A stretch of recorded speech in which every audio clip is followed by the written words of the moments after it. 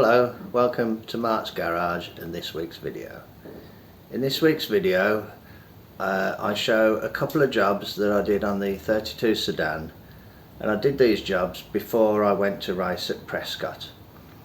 I'm showing them because they're simple little jobs, and as one of them is safety related and the items that I used I didn't even know existed, I thought, well, other people might not know that they exist and it would be useful to show them just in case somebody else thinks it might be a good idea and might want to do the same.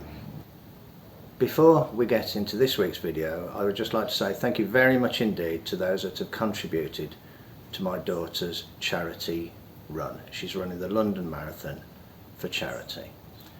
She's working very hard to get into training. She's never run that distance before, so it's a massive effort on her behalf.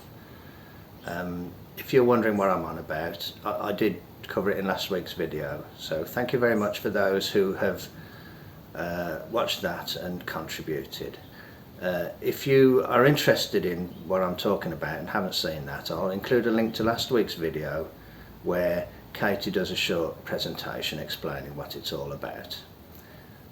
I'll also include a link below direct to her Just Giving page, so that if anybody wants to make a contribution you can do it via there.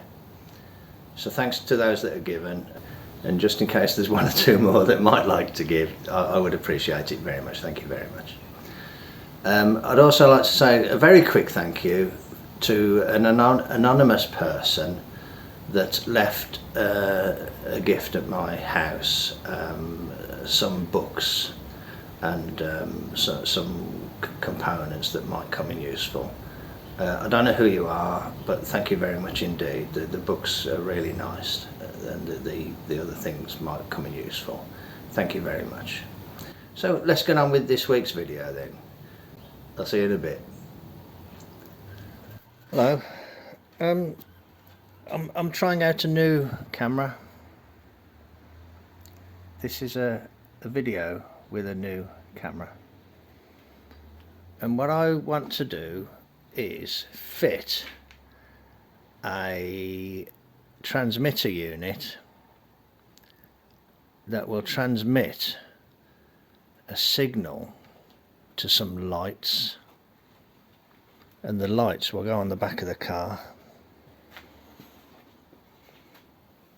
So when I go on the motorway or a busy road, or I'm not at an event, I can put some lights on the back of the car, and it'll have so they'll be like high level bright lights and flashing orange indicators. These are the lights, and they're marketed as like a trailer light kit, but they're wireless, look, and they're magnetic and they're wireless, and this is the transmitter. So I'm hoping that this camera will cope a bit better with close-ups and things like that. So this is the transmitter, and what you do, you charge up the lights, and then when you turn the car on and you put your foot on the brake, you press a button on the back of the lights, and the lights synchronize themselves to the transmitter. And I've tried them and they work. I haven't tried them on the car, on the 32, but I've tried them on my daily, just plugging this into the trailer socket. This is a 7-pin European or UK trailer socket. So I need to find out the best way of wiring this into the vehicle and get it hooked up, pick up the appropriate signals. Because bear in mind, I haven't got flashing orange indicators on the back. I've got flashing brake lights, so I've got to pick up the signals right from the front of the car. But anyway, nonetheless, I need to pump the signals into here for lights, brake lights, indicators left and right, and an earth, and this will send the signals out to these lights. So as I'm doing it, this is also a test of the camera, so let's see how we get on. Okay, righto, I will bring you back when there's more to show. Right, here we are in the car, and I've got to get up under there, up to that area up there, and I've got to make a few connections up there. But what occurs to me is that it's actually really difficult to get up there now. So what I'm thinking I might do is make it easier for myself by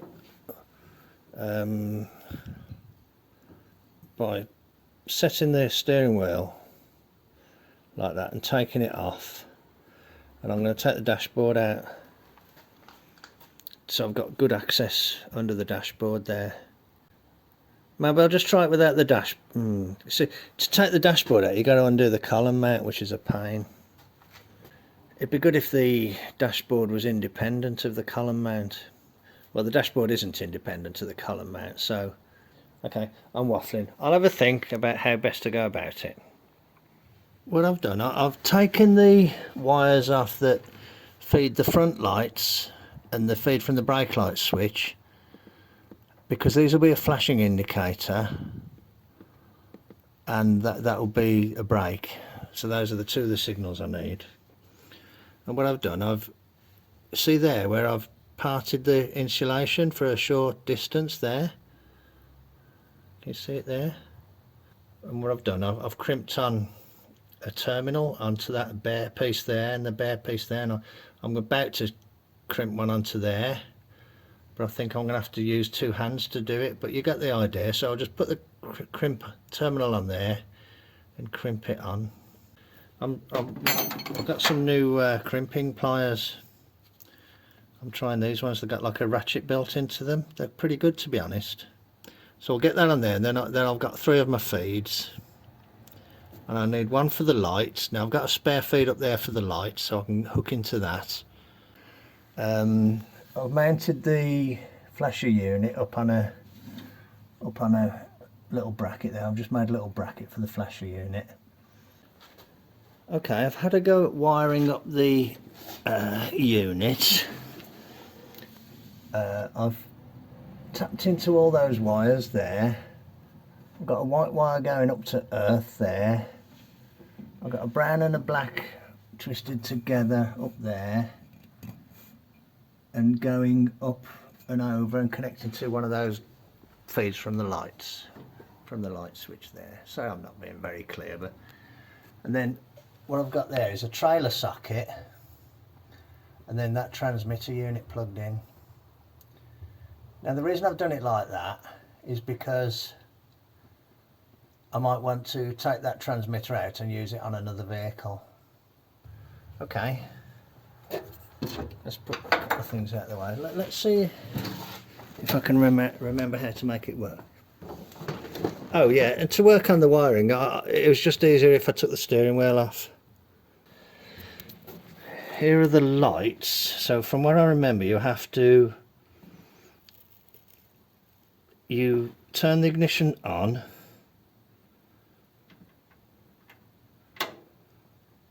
actually I can do it like that, press the brake, and then you turn these lights on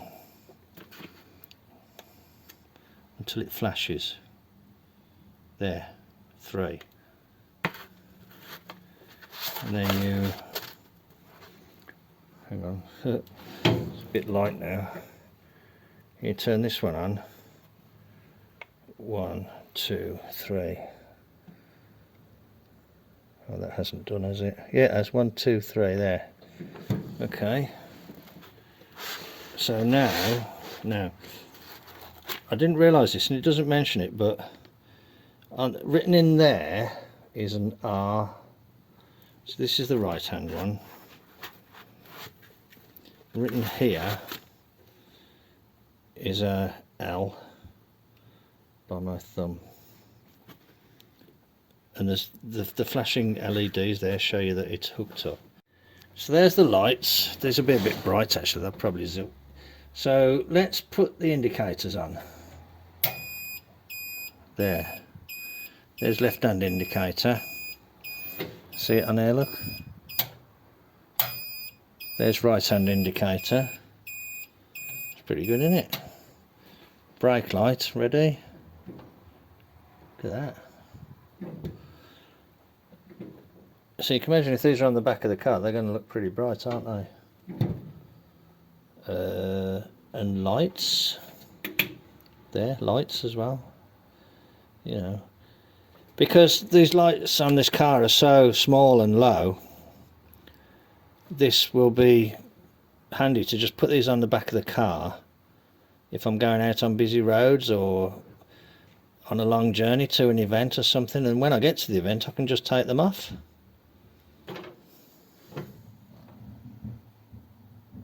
I'm hoping this camera is going to be better than my other one. I think it is. It's a much more expensive phone. And I just want to say thank you to Thomas, my son, for gifting me this phone. It's very kind of him. Well, that's it, isn't it? Shall I put them on the back of the car then? We'll see how it looks. Magnetic. They look shit, don't they? They look really crap, but that's not the point. This is safety on a long journey. So, and you could always just run with your side lights on, couldn't you, like that?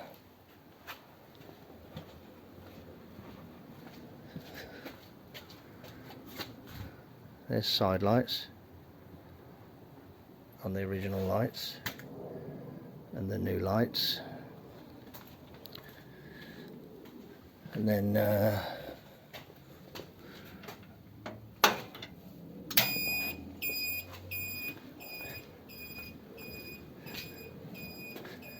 indicators.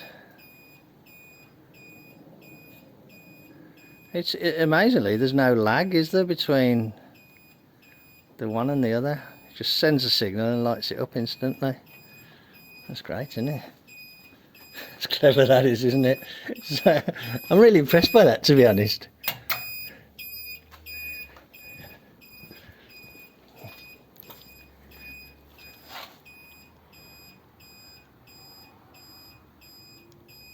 Can't really do the bright lights because, well, anyway, you know the bright lights work, you've seen them. Okay, right, lights off, indicators off, that off. I'll put the steering wheel back on now. I think that's pretty good. So you have to then turn them off. I think it's a long press or something. Yeah, let's see. I'm not sure if that's on or off. Oh, maybe that's just like a hazard setting. Short press. Yeah, short press. I think that's off. Yeah, the things aren't flashing, are they? So maybe it's just a short press to turn it off.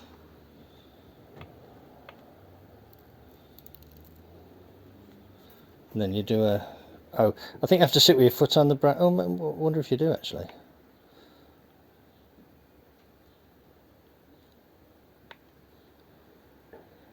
No, I'm not sure. Okay, I think that's off. Okay, there we are. Neat little unit. Okay, I thought I'd just show that. And do you know what's really funny? I didn't even know these things existed.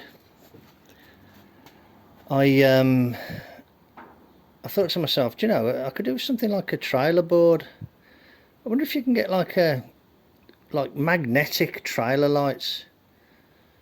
And then, yeah, you can actually. You can buy magnetic lights to put on the back.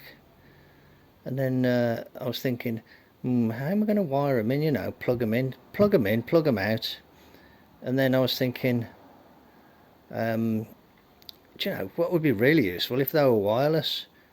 I couldn't believe it, they exist. Wireless trailer lights. Great, isn't it? I didn't even know they existed, and they weren't too expensive. So when you see the adverts pop up, that helps me earn a little bit of income from the videos. So this is where I spend the money, on little things like this. Okay, right, that's enough of me waffling. Thanks a lot then. I thought you might find that useful interesting. Plus it's me testing out my new camera. Okay, thanks a lot then. Bye.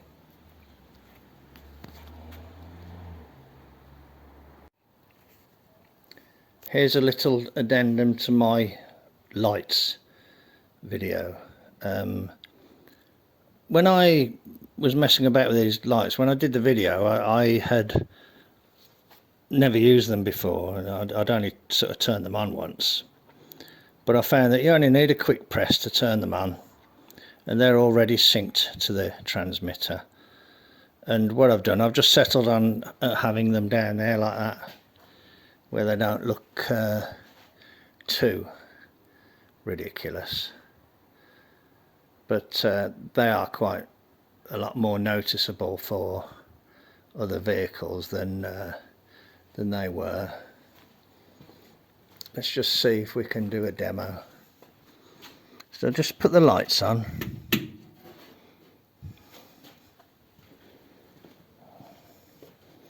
So there's the rear lights.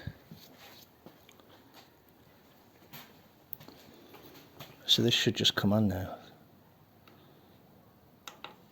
There. Single press.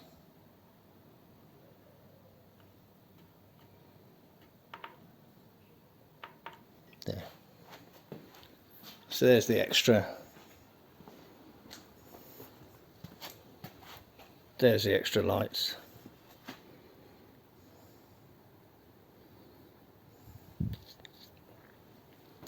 Which I think those LEDs are a bit more intense. Also got a white light below there, which probably isn't a great idea, but the idea is that that would be a number plate light. Left indicator. Right indicator. I'm just thinking what I can do to hold the phone. And there's the bright lights.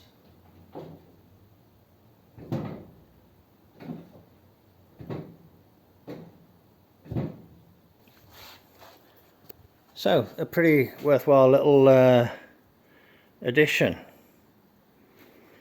If you look carefully, you can see like the little LEDs flickering underneath. That shows that they're on and active and waiting for a signal. Okay, I'll turn them off now.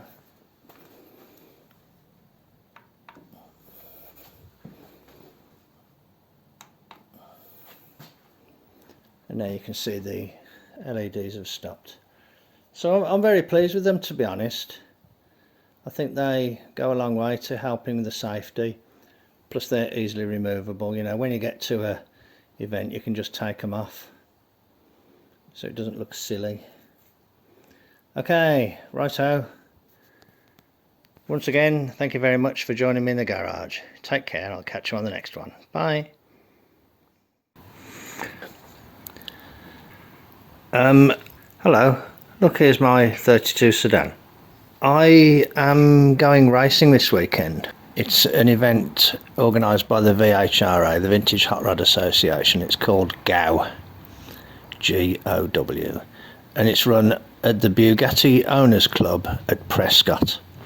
Now, the thing is, it involves going round corners. And what I've been a little bit worried about is the fact that you don't get any support at all from these Model A seats. You're bouncing around all over the place. So I'm not going to fit new seats or anything like that. I am going to add like a lateral support to the seats. To the seat, just the driver's seat. Now, what you might see differently, can you see there's a piece of angle iron there? And can you see that there's a bolt there? Okay, now, and can you see there's some bits of aluminium in the back? Now, this aluminium is quite thick. It's probably like about 12 gauge, 10 gauge, something like that. And the idea that this, I don't know if I can do it one-handed because it's quite a bit of a press, but this goes here, then you press it in hard like that and goes down, and then this piece goes through that bolt hole like that. Then you put the nut on. So there's the nut there.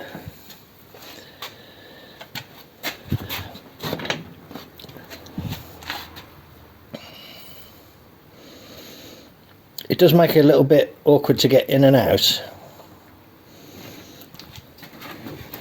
I nearly did myself a mischief. But anyway, the idea, I think, is sound. I will cut the other piece to match and fit them both, and then I'll clean them up, radius all the edges, and I'll fit a longer bolt here so that the nylock part of the nut does something, and I will show you what it looks like when it's finished. It's one of these ones where I just want something that will work without being all fancy or, you know, too involved. Okay, righto, I'll bring you back when there's more to show.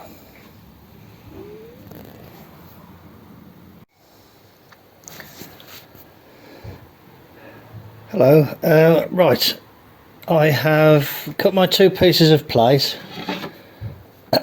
Pardon me. I cut my 2 pieces of plate. Unfortunately, that one just broke through there, so I'll have to think about what I'm going to do there. I might just put a piece of tape over it. Put a piece of tape along the edge. I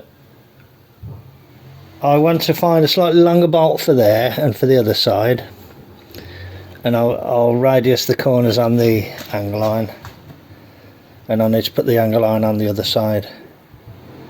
Other than that, it's not looking too bad, and I think this is a going, you know, it's going to be the idea is a goer. So I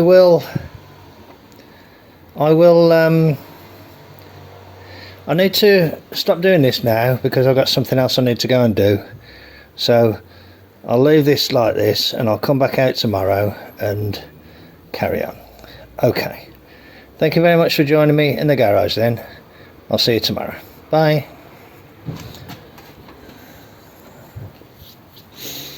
Just to show you though, you can use a wood saw for cutting aluminium, but it does make a mess. So tomorrow, now that I've done all the cutting of the aluminium, I'll come out and I will have a sweep up before I do anything else. I won't let the dog up here either. Make sure the dog stays out. Okay, I will see you tomorrow. Bye. Hello, it's quite sunny out here today. There's my driver's seat. It's upside down. And what I've done, I've replaced these clevis pins with a bolt there, which sticks out far enough to put a second nut on. So they're 3/8 bolts, and here's the pieces of angle iron here screwed onto the seat base. So I'm hoping that will help, you know, keep me in the seat. Let's hope. This is an old sign off a building around the corner.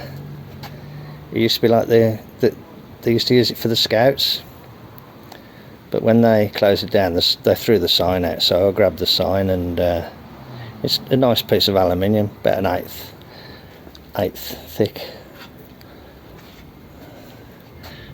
I used it on the sides of my trailer for years. Okay, right. So that's my little job. I'm going to just take this one here off and radius all the corners like I've done on that one. Smooth it up a bit. So I'll do that, then I'll put it back in the car.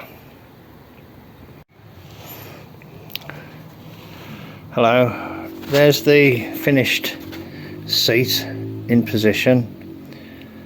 Now, without being too graphic, it's a little bit difficult to get in and out because of, you know, it's high off the ground, but it's quite easy. If you get in the passenger side, sit on the passenger side and then kind of heave yourself over into the driver's seat. It's a lot easier, so that's what I'm going to do.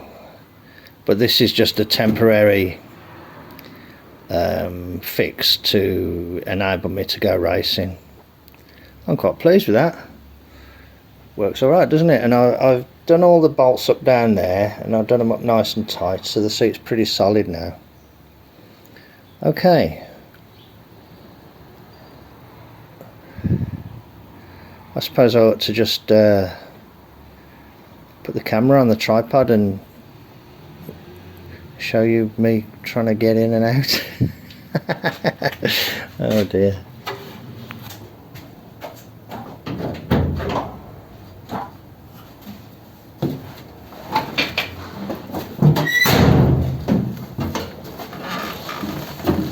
There we are, nice and easy. That's alright. Yep, feels good. So, other than checking the oil and water and stuff, that's I'm just going to do, you know, have a check round various things, but I'm thinking that that's more or less it now. Okay, right. Right, how did I get in? So how do I get out? So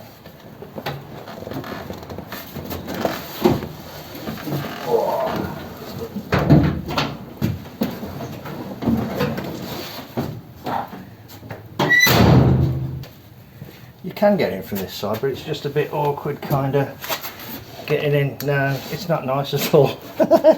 Do yourself a bit of a mischief. So there we are. Anyway, so there we are. Job done on that. Okay, thanks very much for watching then. Take care, and I'll catch you on the next one. Bye.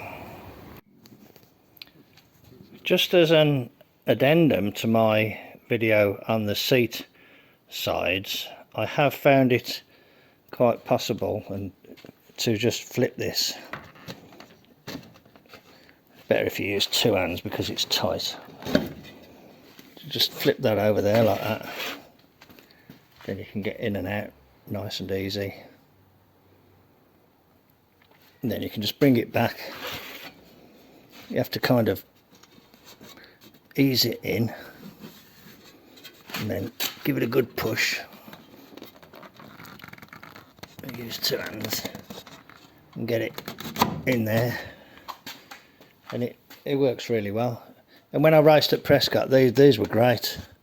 It was really good because not only does it keep you in place, but it firms up the cushion as well.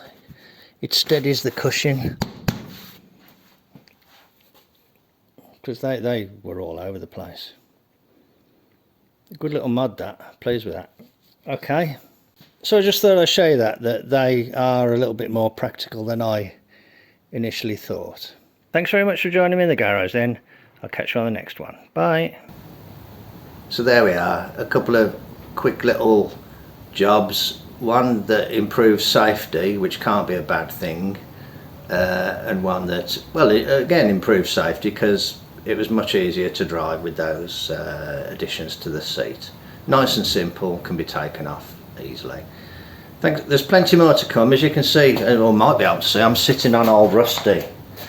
So old Rusty isn't under a tarp anymore. Old Rusty's in the garage. So there's a little bit of video to come on that, getting old Rusty out, and I took old Rusty out to a car show, so I've got a little bit of video from that. That's all to come on a future thing. What you can't see behind you is the Thunderbird. I also got the Thunderbird fired up and took that out for a run. So once again, thank you very much for joining me in the garage then. You take care, and I'll catch you on the next one. Bye.